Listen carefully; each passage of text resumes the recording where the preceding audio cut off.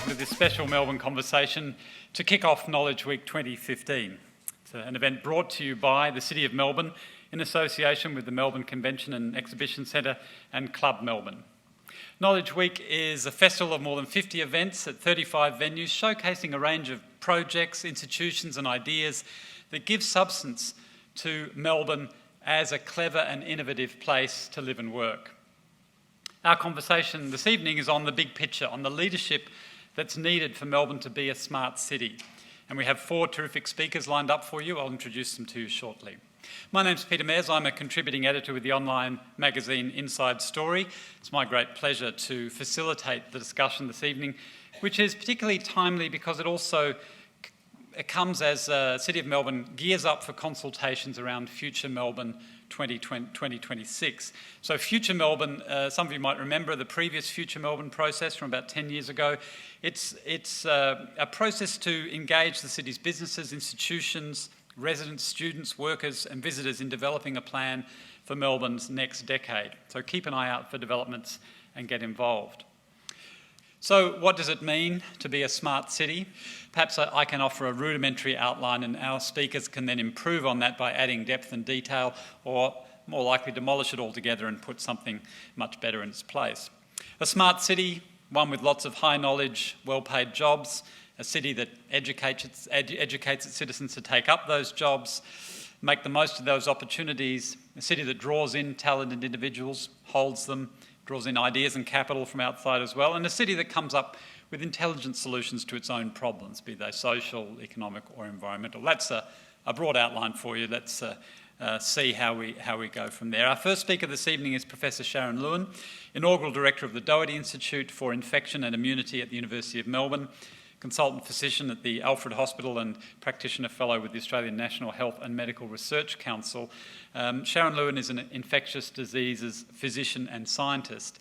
She's won international renown for her work on HIV and she holds many honorary positions. She's won lots of awards.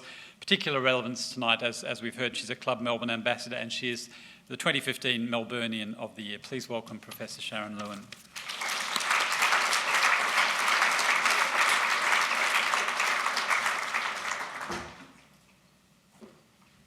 Thank you very much, Peter. It's a really great pleasure to be here. And as Peter said, I was named Melburnian of the Year last year. My reign ends in about a month.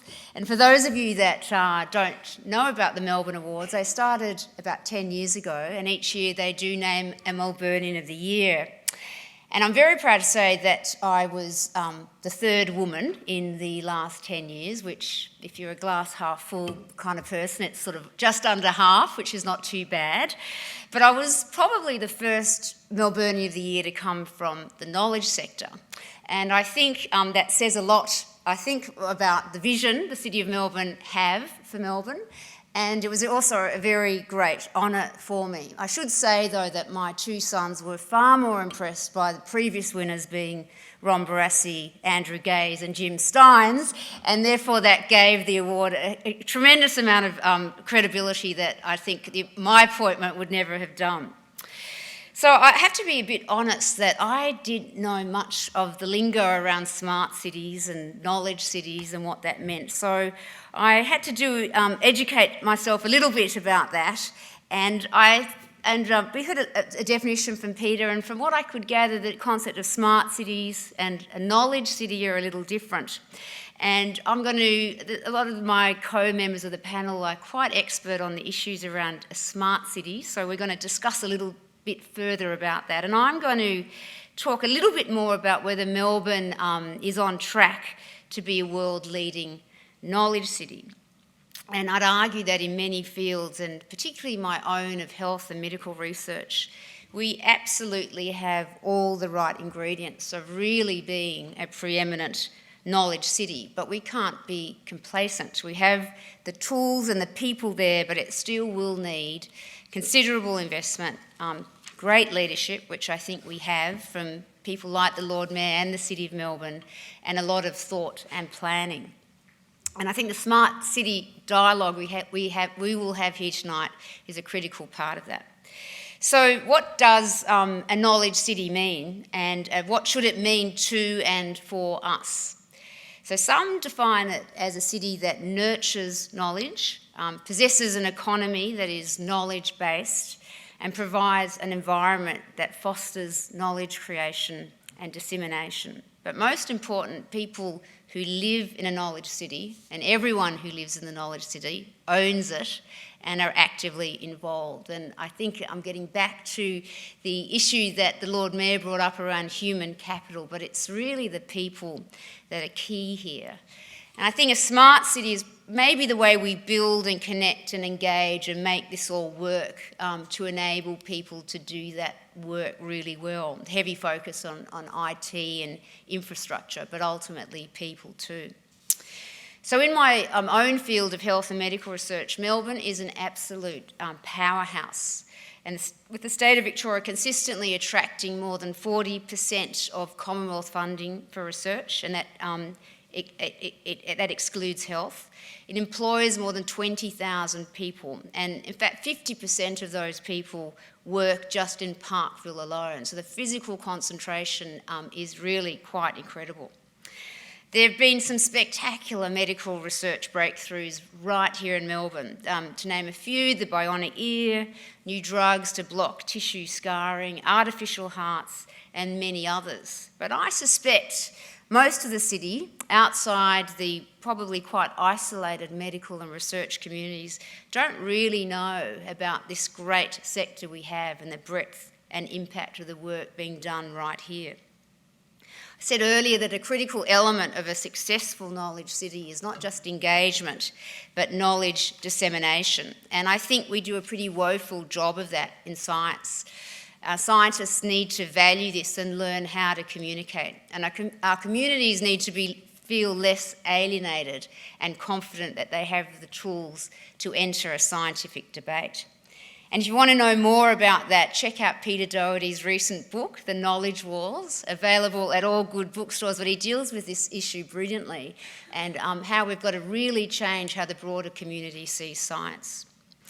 You heard earlier about what we always talk about, these great medical and research knowledge cities like Shanghai, Boston and Cambridge.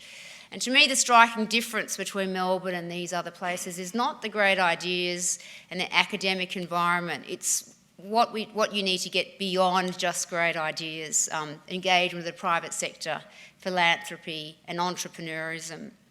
And without this, we really run the risk that new knowledge and the economic benefits from it will go elsewhere, and this really has to be addressed. Over the course of the evening, we'll hear lots about the digital city and the role technology plays. And in science, I can't begin to tell you the benefits of digital interconnectedness. It's really made the scientific world a very equal playing field. Whether you're sitting in a lab in Parkville or Mumbai or Cape Town, you can access exactly the same knowledge. And that's a great strength for us too. However, I do feel strongly that in addition to the technological enablers we'll be exploring tonight, physical interaction and personal relationships remain the core of a smart city. Cities are about people. And if Melbourne continues to attract a skilled but diverse workforce, the benefits will be enormous with collaboration, innovation, and new ways of doing and thinking. For me, that's what makes this city tick. That's certainly what makes science so enjoyable and makes science work. And that's what I think our future must be built upon. So thanks very much.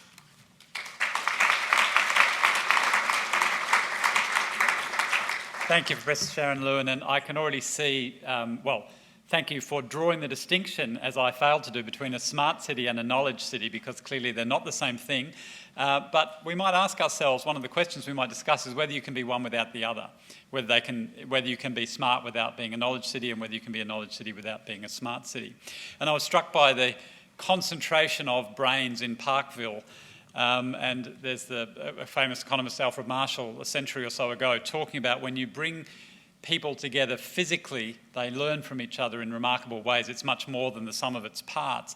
And in the digital age, theoretically, we have the death of distance, but it seems the physical co-location of people remains, that face-to-face contact remains as important as ever. Our next speaker is technology entrepreneur and mechanical engineer Marita Cheng, founder and CEO of Tumar Robotics, a company that began creating robotic arms for people with limited upper limb mobility, and I think Marita's going to give us a demo of some of what her technology can do as well. She's also the founder and executive director of RoboGals Global, an organisation Marita set up in response to the low number of other young women in her engineering classes at the University of Melbourne. She rounded up her fellow engineering students and off they went to schools to teach robotics, particularly to girls, as a way of encouraging girls into engineering. So for her vision and leadership, Marita was recognised as the 2012 Young Australian of the Year. Please welcome Marita Cheng.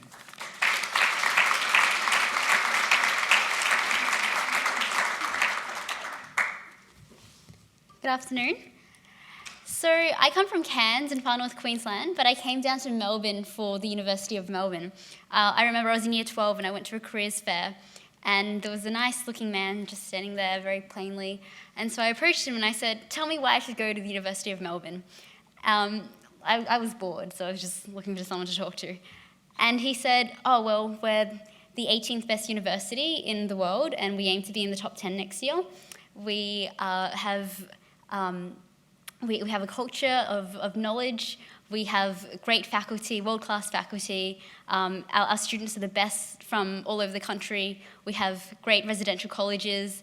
We're a very ambitious university and we aim to be better." And I was sold on that. And a month later I applied and got into the University of Melbourne, and here I am.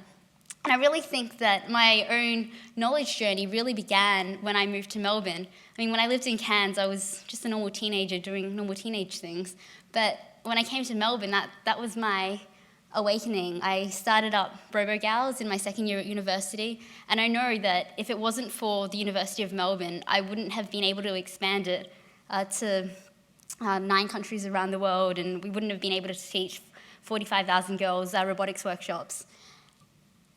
For me, the thing that really made me so excited about going to an ambitious university was that I was also, and am still, very ambitious. As a young Cairns girl, I thought to myself, I really want to bring robots into the world. I thought, we've got these computer systems that are very intelligent. They can, I've got the internet. I can look things up. Any question that I have, I can find an answer online. It might not be the right answer, but there are many answers out there. And I thought to myself, why can't we use these computer systems to make mechanical systems work in the real world, not just in factories, but to help everyday people in their everyday lives, in their homes? And so I thought to myself, I want to join that robotics revolution. I want to make robots to help people in their everyday lives.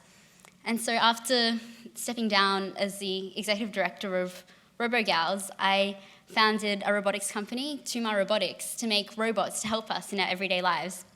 I started by building robotic arms to be mounted onto wheelchairs for people with limited upper limb mobility to pick things up off the ground, grab a drink, open doors. And then I thought, I really want to make something that has even broader application. I want to make something that makes this arm even better than what it is. I want to make a platform that's movable so that this arm can move around and help not just people with disabilities, but everyone do their household chores, to wash the dishes or pick toys up from the ground or to clean the bathroom. And so I made Teleroo, a telepresence robot. So a telepresence robot enables people to be in 2 places at the same time.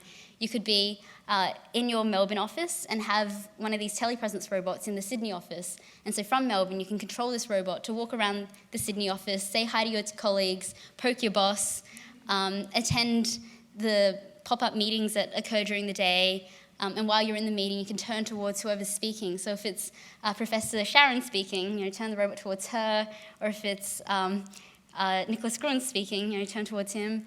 And as well as that, you can zoom in on someone's hands if they have a demo to show. If your colleagues decide to go out for a coffee break, you could follow them out, have coffee with them. And it doesn't just have applications for people who work in offices. So it doesn't just have applications for managers, your colleagues or your bosses. It's also got application for people with disabilities. So if you are someone with disabilities and it's harder to get out of the house at the beginning of the day, you could go to school or work via your telepresence robot and not have to spend an hour or two getting ready in the morning. You could just be there for the team meetings, and when you're not required for those, just work in your own home. If you're a child who's sick, you could go to the capital city for your medication and for your hospital visit, but at the same time, go to school every day, maintain your social contacts, see your friends every day. Or if you're someone with disability, you could even go to the museum or go to the art gallery via a telepresence robot and not need to leave the house at all. You could go to the best museums all over the world from the comfort of your own bed. And so I prepared a short, actually Tellaru's over there. So it can be raised to 1.65 meters tall, which is taller than me. So my friends say, oh, you only created it so that people who haven't met you yet will think that you're taller than you actually are. And it can also be lowered to 1.05 meters tall, so it's really easy to put in the boot of your car or in the back seat of the car and transport it around. And it's got ultrasonic sensors at the front and back, which means that when it walks around, it doesn't bump into anything. And it's got some really easy charging plugs at the front. So the remote person, if they want to charge up Tellaru, all they have to do is walk into the battery, done. It's charging, everything's charging.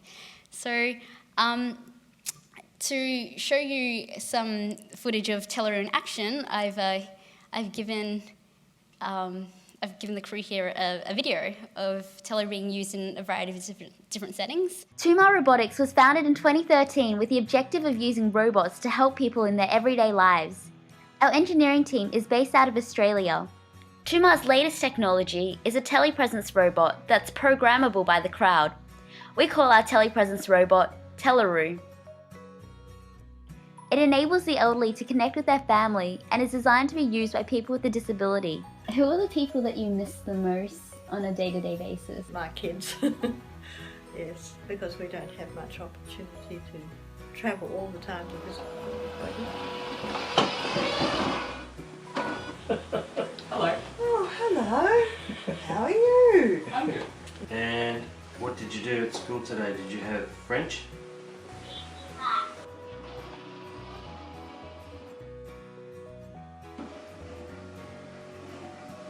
Hello. Hello. First of all, when you're here, Stimulating, being very pleasant, attend tutorials. Yep. That would be useful. See people more regularly, but it's good to be able to explore a place rather than just being stationary. MakerBot Thingiverse enabled the world to enjoy the results of 3D printing easier than ever before. With Tellaru's plug-in store, we aim to do the same with the telepresence market. Using simple drag and drop programming, users may quickly put together movements that their robots can perform over and over again. They may then save the movement set to access it later at any time. With the plug-in store, we're creating a robot with cloud-powered intelligence.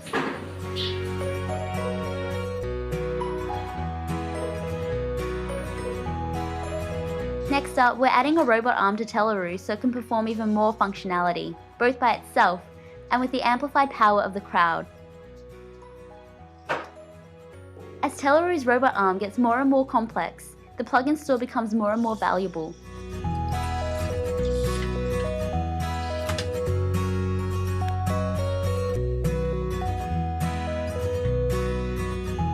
We launched Tellaru on stage at the Sydney Opera House at TEDx Sydney in May 2015 and will be shipping first orders by early 2016. 2 Mile looks forward to introducing the plug-in store to the world for the first time at CES 2016. We're working on creating a world where robots are functional, beautiful, and work seamlessly to improve our lives.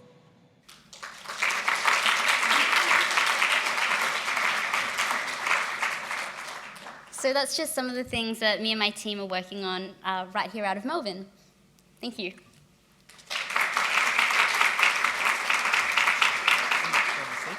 Thank you very much, Marita. I'm hoping that the robot isn't going to do MCs out of a job before too long.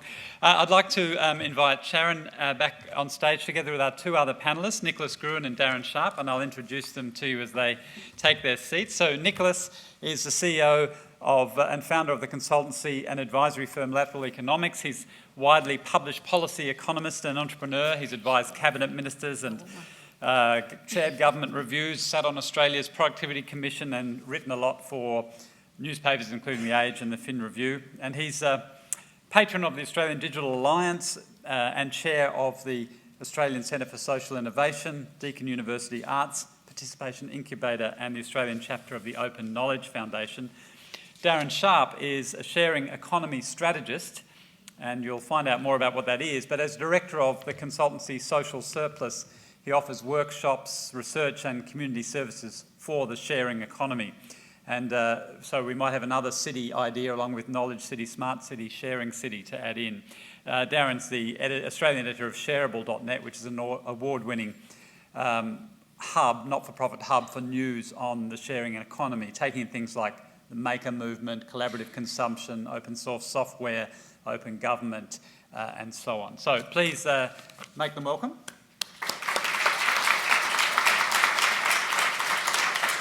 Okay, so I'm just going to invite, first of all, Nicholas and then Darren to give a little response to what we've seen and the idea of smart city leadership. Nicholas. Okay, well, let me just reflect on what let me give you an unusual economist's perspective on what we've just seen, the robot that we've seen. I remember I'm that saddest of all creatures, a second-generation economist. The most dismal of dismal scientists, but I kind of took in economics at the breakfast table, and in fact had lots of debates and arguments with economists who were trained in economics, and I'd only trained with back then at the breakfast table. And I remember in the 70s travelling to Scandinavia, and they had this amazing innovation, which was parking lots which had big yellow wheelchairs written on them that no one could park in unless they were disabled. We didn't have those here.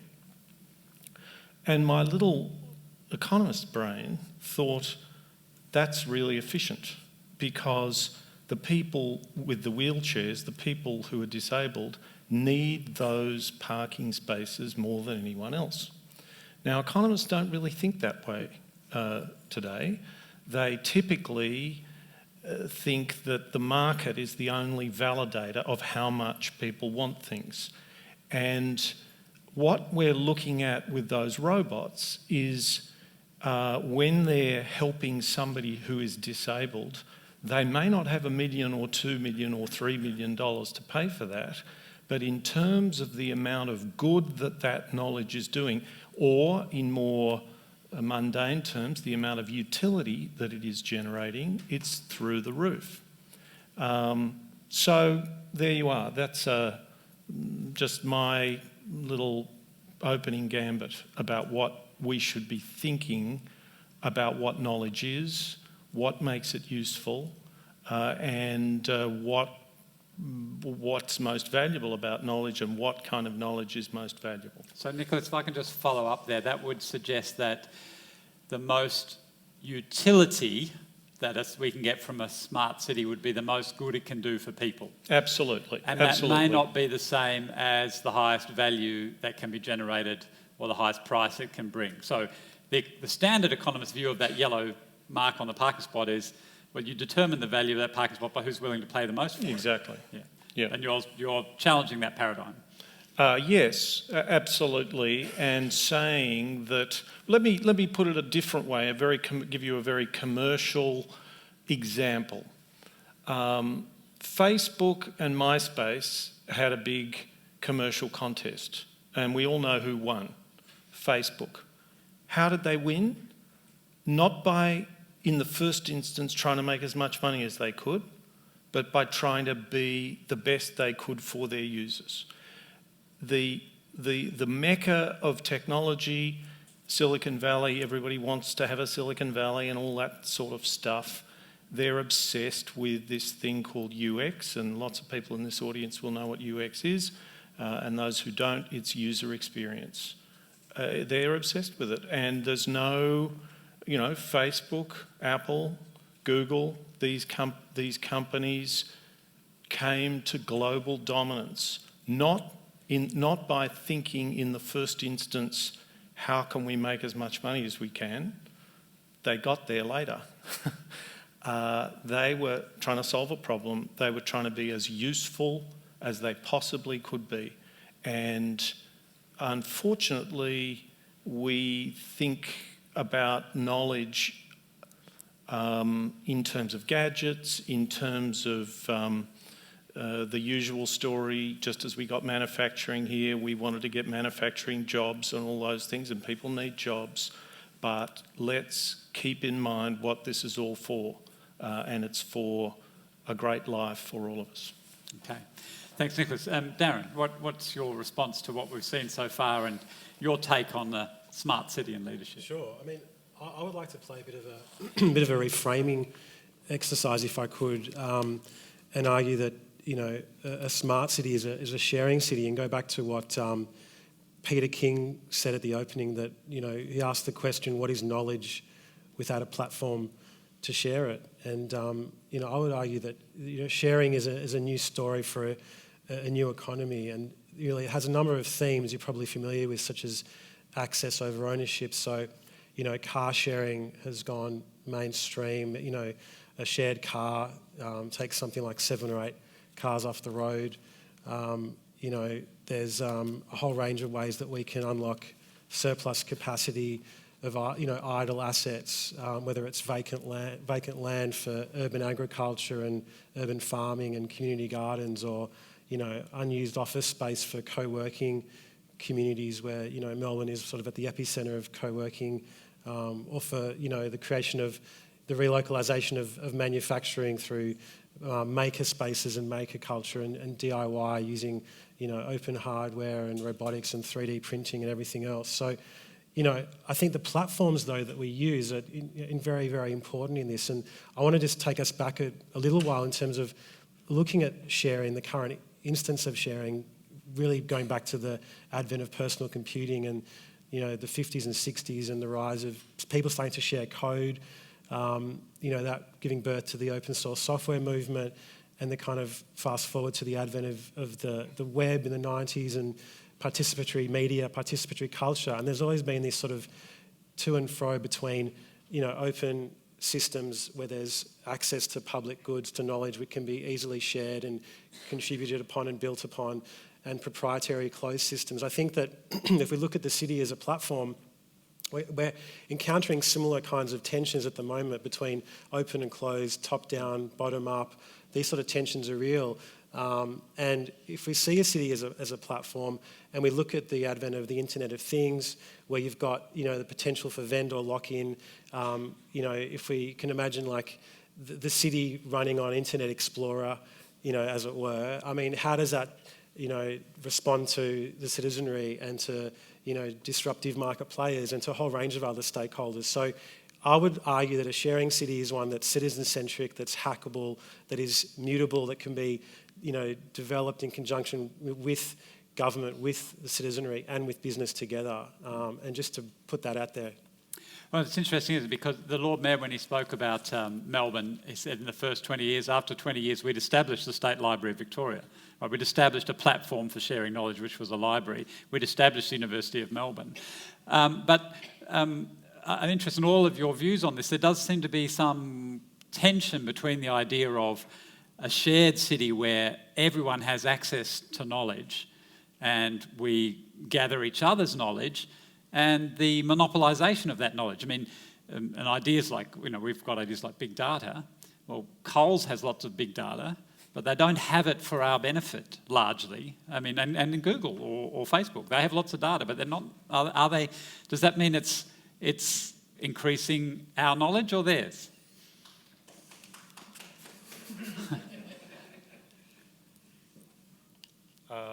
They're increasing their knowledge. I mean, I guess it's important to realise that in some of these cases, creepy as it seems, they're often benefiting us from what they're doing. Certainly that's true for me. Other people will disagree about Google, much less I don't care too much for the spam and junk mail I get from Coles and so on. But anyway, that's how this knowledge or a lot of these techniques have been husbanded into existence by large corporations. That's nice, but there's a lot more to them than that, and the more open, the more shared we can make that data, the more benefit we can get out of it. And there are lots of roadblocks in the way. We are busily signing the secretly negotiated Trans-Pacific Partnership with all sorts of absurdly and outrageous land claims by such friendly firms as Disney Corporation, Pfizer, and so on. To explain how that happened makes you sound like a kind of left-wing conspiracy theorist. But in fact, what happened was that the large American corporations had access to the negotiating text throughout. No corporations based in Australia had any access to the text as it was negotiated over the last 5 years. And I used to go along to the Department of Foreign Affairs and Trade consultations, and they were terribly keen to consult. They just couldn't tell us anything about what was happening. Just go through your own mind what kind of a consultation that is.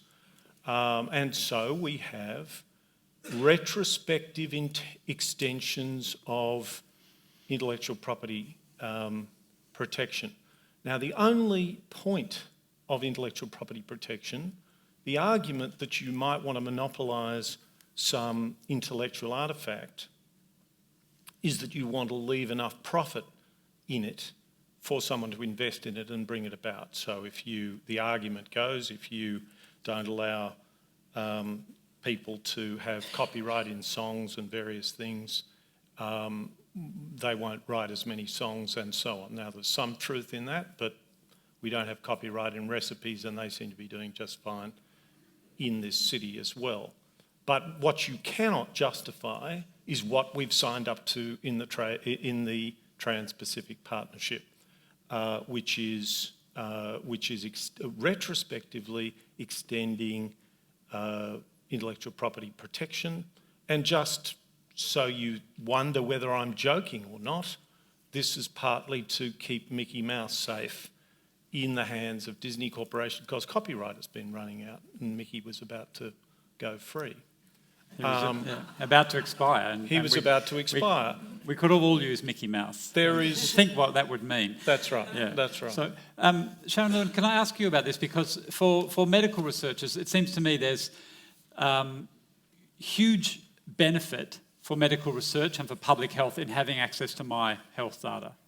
But a lot of people are very reluctant to give that data up. And it might be even my genome sequence or something like that. How do you resolve that tension between people's concern about Big Brother and other people owning the data and the huge benefits that potentially can be unlocked?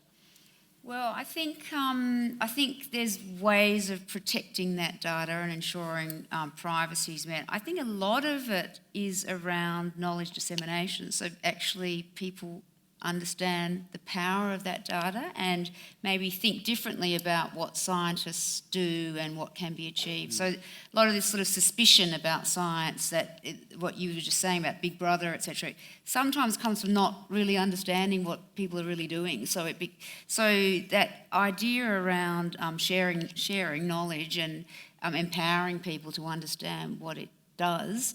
I mean, just on a very kind of concrete example, participation in clinical research and what makes people want to participate and what makes people very suspicious around clinical research, and what it's all governed externally, and there's a whole infrastructure in place to make sure it's done at the highest ethical levels. And then there's a real aspect around that. It's empowering the person involved, that they understand what it is and what the benefits are. And I think that is what we need to do about information, so that the fear I'm not being naive, saying there's nothing to be scared of, but that if there's an understanding of what is involved, what systems are in place to protect it, and what the deliverables are, I think that can make a big difference.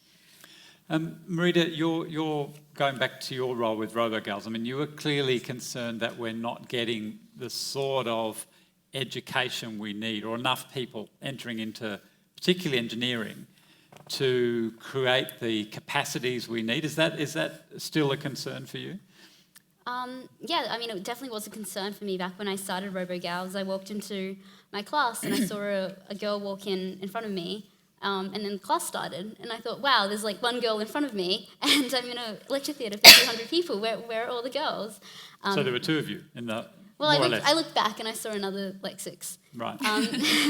But I mean, there were 5 girls in my degree out of 50, and that was throughout engineering as a whole. 10% women in engineering. It's increased slightly since then, which but is there's great. a huge lot of brains we're not making use of in that field, right? Exactly. I mean, if there's a lack of engineers in general, or if we want to create a culture that builds things, that creates things, and we need people who have the skills and the knowledge to do that.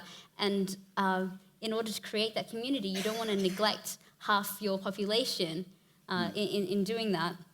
And so, yeah, I created RoboGals, and we've been teaching young girls how to program, how to build robots.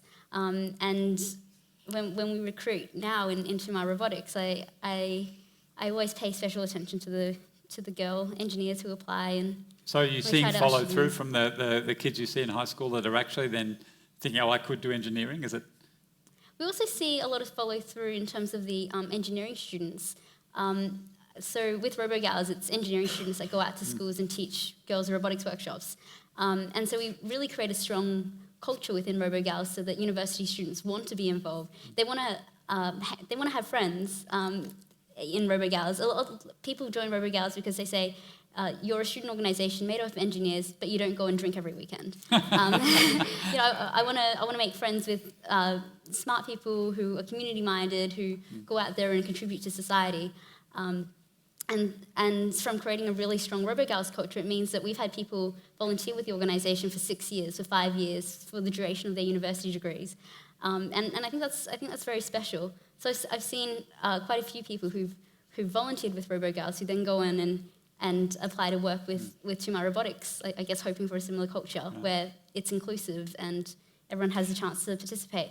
But following on from what you're saying with the collaborative culture or collaborative knowledge sharing, I think we've seen a lot of benefits in having people open up their homes, open up their cars, and just open up what they have and sharing it with the community. I know for myself, Airbnb, travelling around the world and staying at Airbnbs, it means that you're not just staying in another cultureless hotel that you're paying $100 to $200 a night for. You're staying in someone's home. They've left a manila folder with printouts of of all the best restaurants nearby. It's very personal, and it helps to foster relationships across country. Things like Uber. I mean, I know there's a lot of controversy in Melbourne around Uber, but it means that if you're wanting to go somewhere, you know exactly when your taxi's going to, you know exactly when your car is going to be there to pick you up. You know exactly where your car is right now. You can communicate with the driver of the car specifically rather than communicating with an operator.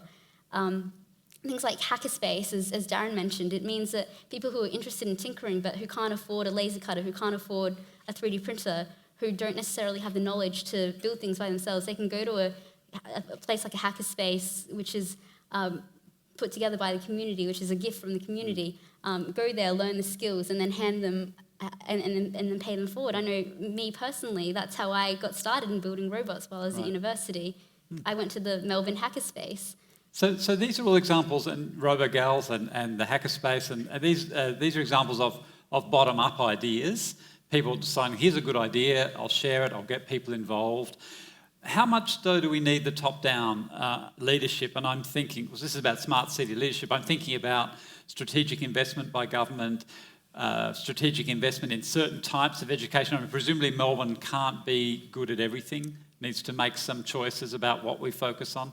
So how important is that kind of framing from the top down, if you like, from government and so on? I've got 2 examples of that as well. The Melbourne Museum, they recently released an API of their collection, and that means that people who want to showcase what the Melbourne Museum has to offer can use that information, plug it into the technology, and create a platform for that technology. So, for example, with our telepresence robots and visiting museums, we're actually working on that.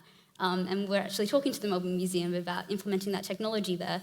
So what we want to do is, we won't start with the robot, we'll start with giving people tablets where they can, which can show them around the museum, and these tablets know exactly where you are in the museum, so when you get closer to an exhibit, more information about that exhibit will appear on your tablet. Additionally, if you come closer to a painting, for example, the person in the painting might start talking to you and say, well, my story is blah, blah, blah, blah, blah. Yeah. This is how I came to be. And that way, for people going to a museum, it's a much more interactive experience. So yeah, the Melbourne Museum API. And another really good example is tech schools by the Department of Victoria. So the Victorian government has invested $125 million into creating 10 different spaces around Melbourne where the nearby schools can use that space, use the facilities there. And so what this space will consist of is, for example, $60,000 3D printers. It will consist of the latest in So rather than having virtual this reality. in one school, which is never going to happen, you have a resource that or a bunch of different schools can access. Yeah, rather than giving every school a 3D printer and not having the resources to maintain them and not having the resources to have a staff member in place to oversee it, have it all in one place, get the best 3D printer, get the best in virtual reality, get the best smart rooms so that kids can interact with them, put someone in charge to maintain the space, and it means that rather than just one school of 6 people or one school of 2,000 people can access it, it means that 200,000 kids from all over Victoria are able to benefit from the latest technologies. Fantastic. Sharon, what's your view on this, creating the framework for Melbourne to be a smart city and a knowledge city? I think it's really important. I mean, I think we'd be naive to think that the knowledge economy, and especially in science, is incredibly competitive. To get the benefits, to be good at it and to get the benefits from it, it needs to be collaborative, and science is increasingly complex, so you need to have really large teams and to sort of function. To have the number of different specialists you need. Yeah, to the bring whole to bear on a to problem. solve some complex Yeah. problem, whether you're talking about finding cure for HIV, which is what I work on, or you're trying to crack some other major other complex issue about how the immune system works, or a new treatment for some, for an untreatable disease. And science needs really big teams. It needs a whole heap of technology. It's incredibly complex, and there's huge competition. So if we think about something like the synchrotron, Yeah. it almost went broke because the funding agreement couldn't be, huge piece of physical infrastructure out there near Monash, and then somehow we couldn't get our act together between state and federal governments to fund it. That's right. So when you invest in a technology like that, you've got to really make sure that we've got the kind of projects, etc., that can make the most of that. So I think that whole vision and planning and infrastructure is absolutely essential. In the end, at least in my area of science and medical research, you need this incredibly enabling environment to let people do what they do and be really good at it. And that means it's a little bit different to maybe the stuff we're talking about of how we live and share and etc. But in the end, that economy is a very, very tough and competitive space. So it's going to need And public investment, public and you commitment. and it's only worth doing if you can do it at the absolute top level and with excellence, and that needs a lot of investment. Yeah. I guess I was going to say that I guess what I would look for, because I agree that the top-down is important, I guess I'm always looking to try and solve more than one problem at a time. So I would be wanting to try and drive some of the knowledge capital of the place, as well as making it a better city in some tangible kind of way. So, and we're very good at that in Melbourne. So we have a sports precinct. We are strong in sports technology in all sorts of ways. A whole bunch of ways that lots of people here won't know about, and I don't know about most of it, but the little bits I do know are kind of pretty amazing. We've got an altitude training facility here in Melbourne flat little Melbourne at Victoria University. There are all sorts of things we do in sport. Education, education precincts, well, they kind of come with, they kind of run themselves, they're called universities, but the city thinks of itself as an education city. Sport is probably the most striking. Medicine, the Parkville precinct and so on, very self-consciously trying to do this. So I think that's all terrific. The arts has been a big deal. How many people here know that the biggest arena show in the world runs out of Melbourne? Not many. Walking with Dinosaurs, King Kong, How to Train Your Dragon, came out of Jayco Caravans. Can you believe this stuff? And that's about arts. That's about Melbourne's leadership in the arts. I have a thing that I've been pushing for some time, which is, why don't we have a TripAdvisor for the arts? Why do I need to spend I love the arts, but I'm not an arts groupie, and I have at home the Melbourne Festival book, and it's full of marketing. Everything's good. Everything's going to be fantastic, right?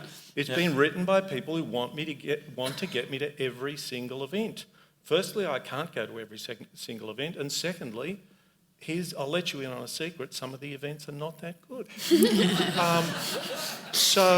So this is, now arts organisations, which are heavily funded by government, spend about 15% of their turnover on this marketing that doesn't help me work out what to go to. That doesn't make a lot of sense. So I put together a group of people. Somebody from Silicon Valley was beamed in. He's an Australian, building a website called slant.co, where you might go and ask a question like, what's the best set of headphones I can buy for listening to classical music under $90 or whatever. Rupert Meyer from the Australia Council, a guy who runs an incubator, Deakin University arts people, and I said, can't we build a TripAdvisor for the arts? We decided we couldn't directly do that. There was no minimum viable product that everybody would pile into without a huge budget. But what we ended up with was something more exciting, I think, which we call Platform A, which is to say that we set up a platform where arts organisations provide their money, if necessary, with government saying to them, their data, not private data, but anonymised data typically. This would be a safe data for us to store our data on, and then we could authorise people to have that data for the purposes of whatever they ask us to do, what they want our data to do, which will be to make offers to us about great, you love this opera and you'll love to go to this thing, or would you like to support this artist in their career, or this actor, or whatever. All sorts of possibilities. But it would involve building it wouldn't cost much money at all, but it would involve building a quite different kind of infrastructure to the sort of infrastructure we think of as infrastructure. So lots of kind of great things we can do, I think. Darren? Yeah, in terms of the role that top-down can play, I think one of the most important roles is to support access to public goods. So, we talked a bit before about, sharing private goods, whether it's, your car or spare bedroom or what have you. But in terms of public goods, and, Marita talked a bit about the API example, and the City of Melbourne has got a great open data initiative and open data portal now, where you can access a whole range of data sets, which gives, developers and creatives the opportunity to innovate, to take this data and develop a whole bunch of new applications and so if you've got a whole lot of data on people's travel movements, or a whole lot of data on different things, people can take that and do surprising things with it, and mash it up and mix it up and work out how to analyse it. Exactly. Yeah. Exactly. And so I guess looking at that in terms of, Melbourne as a sharing city, we can look at, the cutting edge of this, I suppose, is happening in places like Seoul in South Korea, where they were the first to declare themselves a sharing city back in 2012. And what does that look like? It means they've got a municipal act which supports sharing. They look at how can they make all of their publicly owned assets amenable to sharing. Remember, again, if we think about the city as a platform, so how do you provide open access to these public goods? So instead of sort of rooms or venues being closed off when they're not being used, people could say, well, actually, I need a venue for this. Can I use this? Exactly. Yeah. And there are a whole range of different, sharing libraries that have come up, not just tool libraries, but clothes and all kinds of interesting things that you're seeing over there. Youth hubs that are emerging to stimulate, skill development, acquisition of new skills and so on. A very strong local sharing-based startup scene, sharing ecosystem where they've got their own kind of versions of Airbnb and Uber and a whole bunch of different sharing-based platforms. So that's where, at that city level, the city is coming in to support sharing, to also play that role of trusted advisor, and to raise the general level of literacy in the community about these sort of new forms of knowledge, new forms of sharing, and new forms of assets, both physical assets, whether it's land or buildings or infrastructure, but also human assets, to recombine them in interesting new ways for innovation and prosperity. I think when the education revolution was rolling out and every school was getting a new school hall, whether they need one or not, part of the idea was that they should be facilities also open to the community. But I think there were all sorts of problems around insurance, maintenance, cleaning, who would open it up, all the rest of it. So it's a great theory, but it still has roadblocks, I guess, doesn't it, to overcome? Well, can I make a point about that? That's a point about top-down. So what happened was that the government decided that they needed to theme an economic statement. Are they running a ball here? So they decided the theme was going to be education. So here we were heading into the greatest downturn since the Great Depression, and it was critical that we spend government money as well as we could. And in come the people who organise the ball, and they say the theme is education.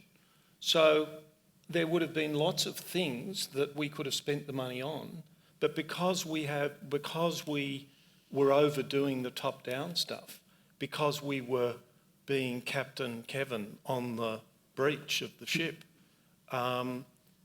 we screwed it up. So it's just tremendously important to look after the ecology of top-down and bottom-up, and to try and avoid obvious errors like that one. My question is actually to the panel as a whole. We've heard about the value of knowledge and Melbourne being a knowledge city and how important that is, and the aim of Knowledge Week is to broaden the community engagement and support for our knowledge sector. But how can we do this when the term knowledge itself tends to disengage and alienate the community a bit? Do we need some other term or some other way of doing it? Who wants to? I'll answer this quickly. Sharon. I think it's a brilliant question, because I think it's really real that we have this fantastic sector that generates major contributor to the economy. It's a sector that will take us into the future. It's a sector that we do very well in a whole lot of levels, but yet we don't have ownership by the greater Melbourne-wide community of this being something that is as good as our football, fashion and food, which everyone knows Melbourne's well known for. And maybe it is that, I've sort of mentioned that earlier about science, because most people, who had a really bad experience at school just kind of glaze over when you talk about science because they never understood it. They had some crappy teacher that, they never really got it, and it feels alienating. And maybe the word knowledge does that too. We all get excited about it because we're immersed in it, but I don't have any good alternative questions. But I think you're really getting at something that might be very real there. Nick, do you want to buy into that? Yeah, I'll have a couple of... I'll just sort of reiterate my point earlier about UX, about user experience. Some of the most successful knowledge businesses are knowledge as a relationship between something amazing and other people, and they're drawn into it. The other thing I'd say is I was at talking to some people from Auscope today. Now, Auscope is a $100 million investment in all sorts of fancy scientific infrastructure to allow spatial information to work properly, so that, things like Google Maps and so on work properly. One of the things that they're doing is they have, so what are the instruments, this has gone out of my head, so the instruments that make seismic measurements, what are they called? Seismographs, I think, something like that. I've got it wrong probably. So you want these things around Australia so that they can measure where particular tremors come from. And they've situated 65 scientific grade machines in schools. And the schools maintain them, and the students are using this to learn about earth sciences and all this kind of stuff. I think that's fantastic. What a great idea. What a fantastic idea. It's so, and that's again, I guess I'd stress to you my economist's idea, gains through trade, where you're doing more than one thing at a time, or synergies, if you like. I have this idea of turning Melbourne into the data science capital of the world. You know how I'm going to do that? With fantasy football. So kids are obsessed with fantasy football. We should be putting out a type of fantasy football which favours kids who and put out on the net all sorts of tools that will help them do data analyses with predictive intent. They're going to be working out which ruckman's going to get more tap outs. They're going to go and do a regression against the weather and find out that Mr. Sandylands doesn't do so well in the wet, and they're going to get an advantage over other people, and they're going to, in the same way that when I was a kid everybody was picking up football cards and all the rest of it, they're going to turn themselves into data scientists. And do you know that another fact that I don't think anyone here will know, but about 3 or 4 weeks ago, the Executive Director of the Victorian Gaming Association, or games making, not gaming as in gambling, not poker machines, but making digital games, told me that in the US, 4 of the top 10 selling games are not only Australian, they're made in Melbourne. So there's something waiting to happen. Okay. I'll have a crack at that question. I think it's a great one about framing knowledge, and the communities that I work with, I use approaches, strength-based approaches like appreciative inquiry and asset-based community development. And maybe another way of looking at this is around asking people to share their gifts. Gifts of their head, what are you knowledgeable about? Gifts of the heart, what do you care about? What are you passionate about? And gifts of the hands, what can you make or create? So that's another way of trying to engage with people around knowledge. People know how to do and how to advise on all sorts of stuff. They may just not give it the term knowledge. And I think that's Let's take another question from here, and then we'll take that one over there. Yeah. Hi, my name is Arjun. My question is to Marita. I'm a recent graduate teacher, and I'm going to the workforce. I guess I want to pick up on the point you made about these knowledge centers where peripheral schools can access technologies such as 3D printing. Given that federal and state governments are in a sort of quagmire about issues like the Gonski funding at the moment, how soon into the future do you see that sort of idea taking shape? Because I think it's a really fantastic idea for new teachers like myself who have all these ideas they want to bring to, in my case, a science classroom. How soon do you see that happening? Thanks. That's a great question. So, full disclosure, I'm actually the Tech Schools Ambassador in Victoria, so I know a little bit about it. Tech Schools Ambassador. So they're aiming to get these spaces done by 2017, launched in the middle of 2017. So they're on a very ambitious timeline. The team at the Department of Education is very, very excited about this project because it's collaborative, because it's bringing the latest technologies to these school kids, because it's designed. They want to work with teachers to create curriculum that is going to fulfill on the state curriculum as well. So it's happening. It's happening now. So you'll be teaching in one by 2017. We can see that coming. So we had a question over here. Yep. Kind of more of a comment as well as a question. Comment's fine. So the thing that I see is that we have a bit of a problem with inclusivity as well. Like, we can talk about knowledge as much as we want, but people learn in different ways. So a lot of us here have been to university. I tried, wasn't for me. I learn in different ways. So I learn by doing. The idea of reintroduction of tech schools after a lot of them were closed down in the 70s, early 80s, is great. That's fantastic because it's providing a platform for people that learn hands-on, that learn by doing. I think at the moment, like Austin was saying, that the saying, Knowledge Week, it can be slightly exclusive to some people. Not exclusive, but scary to some people, because they see knowledge, they think books, they think libraries, they think universities, they think things that they're not used to engaging with. But there are a whole bunch of people out there, there's a whole lot of human capital, a whole lot of knowledge capital, which we're not actually engaging with because they're kind of scared off by these concepts. And this is why I like the idea of potentially more of a sharing city than a knowledge city, because everyone's got something to share. No, not everybody considers what they have as knowledge because they're not told that what they have is knowledge. But everyone has a skill to share, everyone has a story to share. And I would like to kind of put forward the idea that a sharing city kind of already engages knowledge city as well as more people. Yeah, well, I think that's a fantastic idea.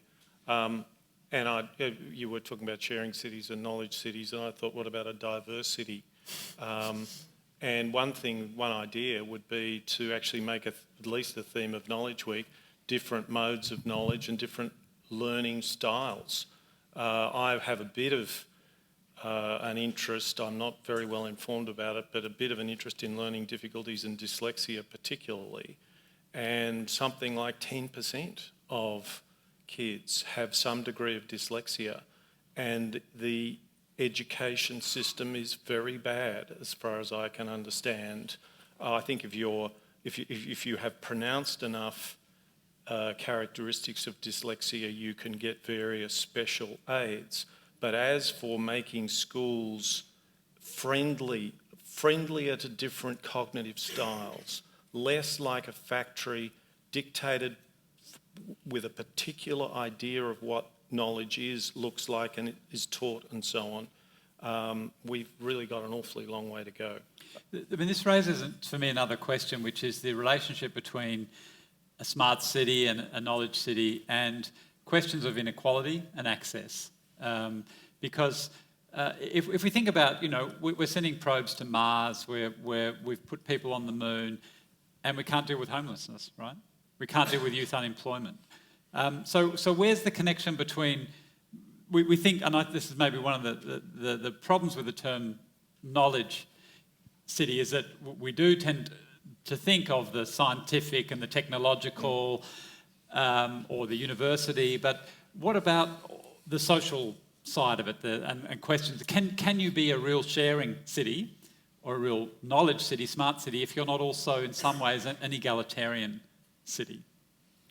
Can I have a go at that? Yeah. Sorry, I'm rather going on, I know. But so I just want to tell you, so one of those things you read out about me is that I'm the chairman of the Australian Centre for Social Innovation.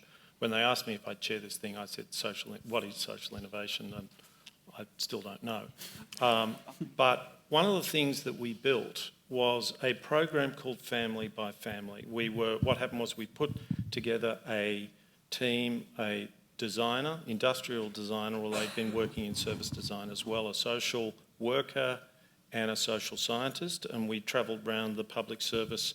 This is in South Australia, and we'd been given some money by the Premier, and we said, we'd like to radically design one of your services. And the public servant said, well, don't call us, we'll call you. One bright public servant thought, came back to us and said, we don't want you to radically redesign any of our services, but we do find that we're getting more and more families in crisis, more and more kids in care. Could you build an early intervention program? How the hell would you do that? So I arrived and there was this thing called the Family Project, and they were hanging out with families in the outer suburbs, and I was thinking, yes, well, this could end badly.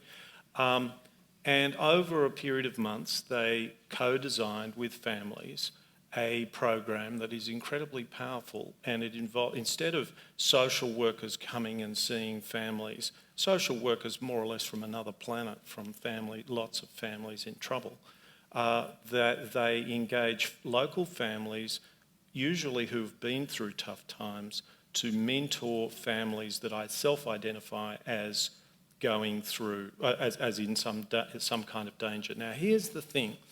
It's easy to tell that story and everyone pretty immediately thinks, gee, that sounds like a pretty good idea, why don't we do that?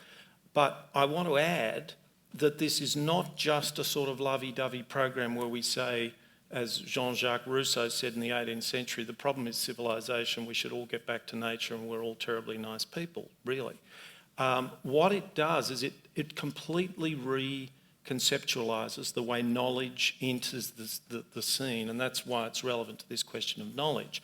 So instead of social workers turning up and saying, I'm a social worker, this is my discipline and how we go from there, the knowledge goes into this relationship via a trained family coach. So the program has been developed with all this knowledge from us, design knowledge, from the families, life knowledge, and then it is delivered to families in this mentoring relationship with a handbook and, you know, the whole business. It's actually an iPad app, but in a highly structured arrangement, and it is hugely more powerful than knowledge delivered in the traditional way. So that's an answer to the question. And so you're getting the knowledge sharing. As our questioner Darren said before, everyone's got a story to tell.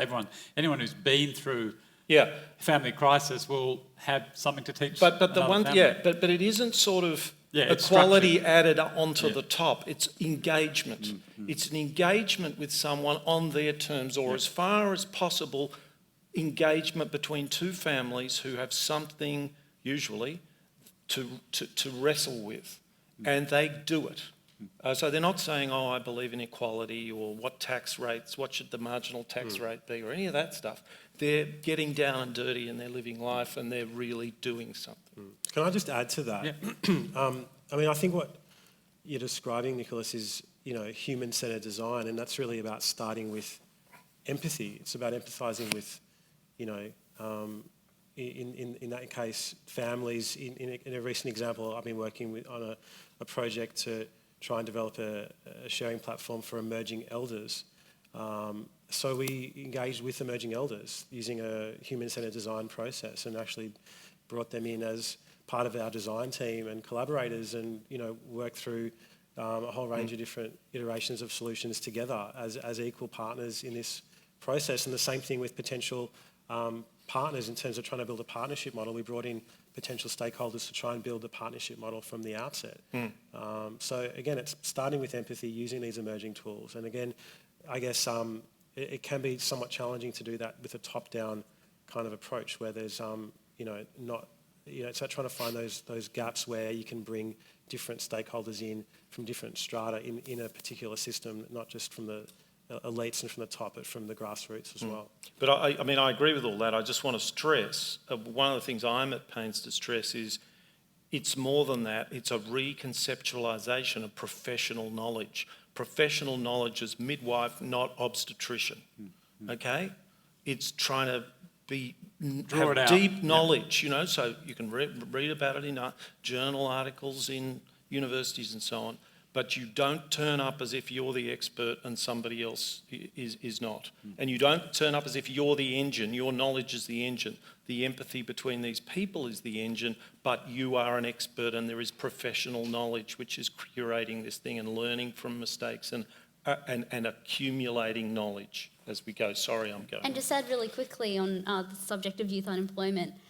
We have the Foundation for Young Australians headquarters here in Melbourne, and they have a lot of initiatives that are about going out to high schools, going out to the later years of primary schools and saying to them, there's an initiative called $20 Boss, where each student in the class gets given $20 and they create as much value as possible out of that $20. And so they're learning the skills of entrepreneurship, they're learning how to manage themselves, they're learning about themselves, what interests them, what doesn't interest them, in a way where it's not patronising, where they get to be the boss.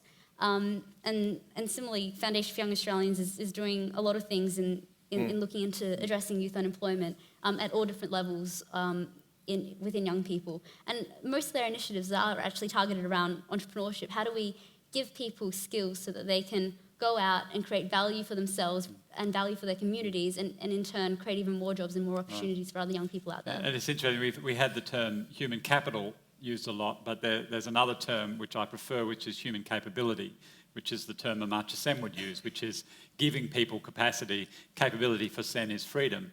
If, freedom is meaningless unless you have the capability to exercise it. But we've got one more question. Sorry, thank you for waiting, and this will be the last question. Thanks. Thanks. Michelle Fitzgerald. I'll shortly be joining the City of Melbourne. I've got a question for the panel in relation to smart city and livability. So in Melbourne, we're very fortunate. We're again the world's most livable city. If we fast forward to 2020, and assuming we will retain our status, what are the practical things you think we would have to get right in the context of smart city? So we've talked a little bit about UX and human-centred design, we've talked about tourism, we've talked about knowledge city, sports, gaming, etc. But I'm keen to hear the panel's practical views around 2 or 3 things we need to get right for smart city to retain our status as the world's most livable city. Okay. And it's an interesting question, that how do we get to be the world's most livable city? Did the people in Tarneet or Point Cook get a say in this? I'm not quite sure. But anyway, I was going to say the world's most livable inner city. So, Sharon, what do you think in terms of? I'm going to tackle this from a very lay and personal perspective, I guess, I don't think of what that's makes it gonna be lame at all. livable. Yeah. I think accessibility for people, not to have a really big, sprawling geographical spread of a city. So urban design, transport links, those sorts of things. Yeah, a great public transport system, I think, makes a huge difference. Mm-hmm. And maybe some of the initiatives we're talking about make technology being accessible, widely accessible. We widely access high-speed internet to everyone. Those sort of things. I guess when they look at livable cities, they look at crime and all these other sort of slightly not mundane, but they're not things that we think about having a but the things that matter livable to all of experience, us, right? but they matter. Yeah. And if you want to attract people to Melbourne, those things matter as well. Yeah. House prices might be another one, I suppose. Marita, do you want? Getting the tram system integrated with Google Maps would be great. That shouldn't be too hard, right? It shouldn't be too hard. What else? I mean, if we think about things like Tram Tracker, it's made an enormous difference. So these sort of technologies do.